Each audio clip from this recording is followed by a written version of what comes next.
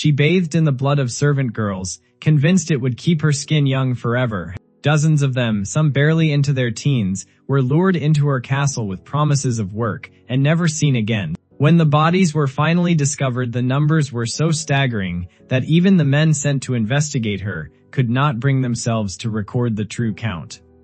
And yet, for centuries, most people have never heard her name. History has a strange way of deciding who gets remembered and how. Kings who slaughtered thousands in war are called conquerors, but a queen who turned cruelty into ritual, who used her power not to build, but to destroy, is often quietly written out of the story altogether. Too disturbing, too inconvenient, too difficult to reconcile. With the image of womanhood the era demanded, she is not the only one.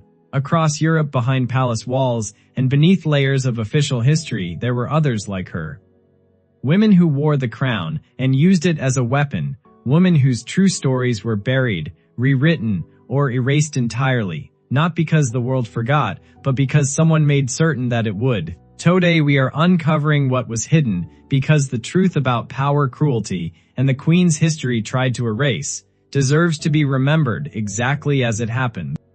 Her name was Elizabeth Báthory, born in 1560 into one of the most powerful noble families in Hungary, a lineage so influential that kings themselves sought their favor. By the time she was a teenager, she had already married into the Sadistic family, becoming countess of a vast estate that stretched across the kingdom of Hungary. She was, by every account of the time, extraordinary, educated far beyond most women of her era, fluent in multiple languages, devoutly religious, and striking enough that portraits of her were commissioned and admired across the region. To her servants, she was a figure of authority and grace. To the church, she was a patron. To the peasants on her land, she represented order in an unstable world torn by war and shifting borders. Her husband, a celebrated military commander, was often away fighting the Ottomans, leaving her to manage the household, the finances, and hundreds of servants entirely on her own. Why? Zena went. An unusual position of independent power for a woman in the 16th century. Isn't it strange how history so often begins this way? With admiration, with trust, with no warning at all of what lies beneath. Because the woman the world saw in daylight was not the same woman who ruled her castle. Once the doors were closed, and the truth would take decades to surface. It began quietly, the way most dark things do, servant girls who arrived at the castle for work and simply never returned home. Families in the surrounding villages whispered about it. But who would question a countess, especially one so respected, for years? The rumors stayed just that, rumors, easy to dismiss, easier still to ignore. Then came the accounts that could no longer be explained away, girls beaten until their bodies gave out, needles driven beneath fingernails, winter mornings, when servants were stripped and left outside.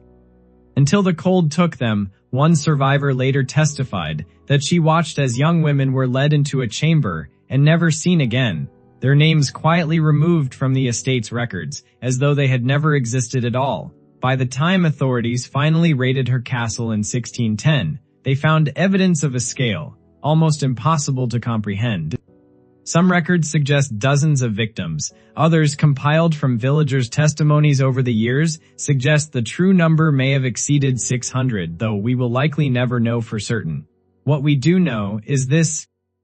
The woman, once celebrated for her piety and gr, would spend her final years imprisoned within her own castle walls, bricked into a single room until her death. Her name would go on to haunt Hungarian history, not as a countess, but as a warning of what absolute power, left unchecked, can quietly become behind closed doors. Centuries earlier, and thousands of miles away, another woman was rising to power. In a very different kind of kingdom, her name was Fredegund, born not into nobility, but into servitude, a servant girl in the Merovingian court of 6th century Francia, who would claw her way to the throne through sheer cunning alone. She started as a lady-in-waiting to the queen, watching from the shadows, as power moved around her, always just out of reach. But Fredegund understood something most people in her position never dared act on, that in a court built on alliances and betrayal, position was never permanent, and neither was anyone's hold on it.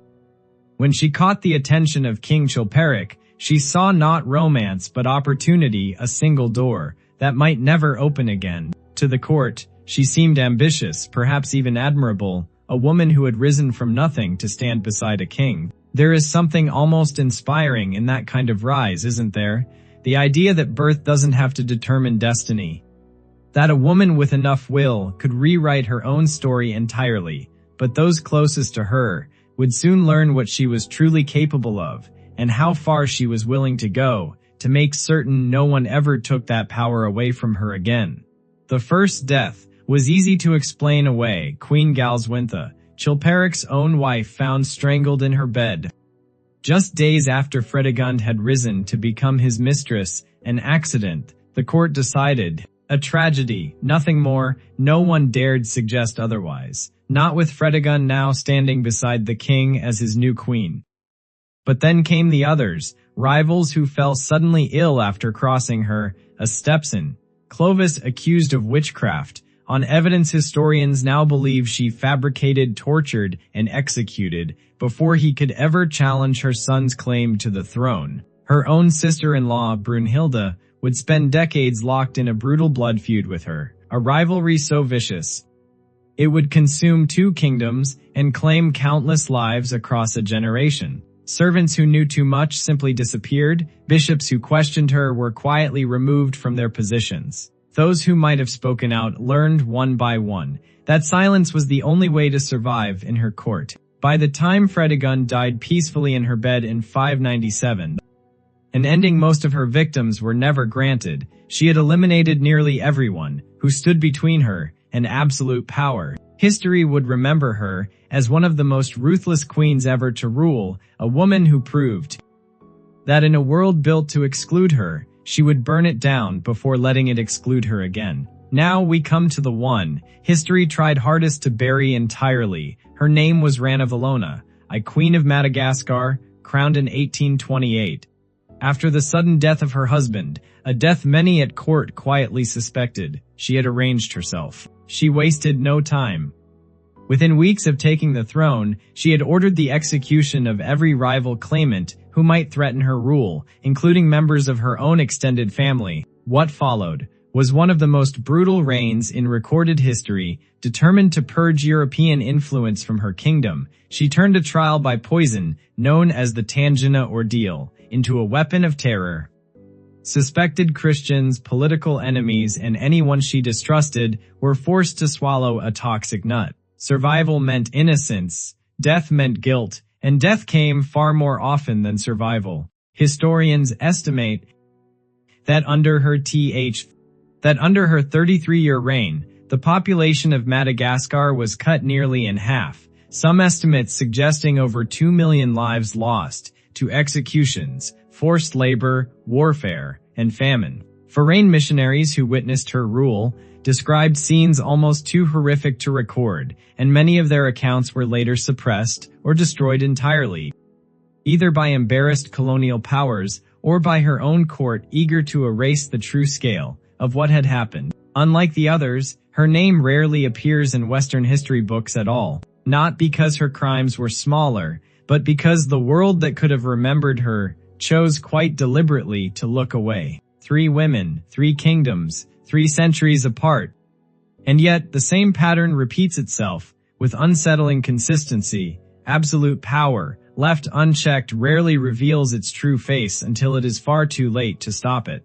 We remember the blood-soaked bath, the poisoned nuts, the servants who vanished without a trace, not because these stories are entertainment, but because they are warnings. History is written by those who survived to tell it, and for centuries these women very nearly didn't make it into the story at all. Their crimes were inconvenient, their existence complicated, the version of history people wanted to believe.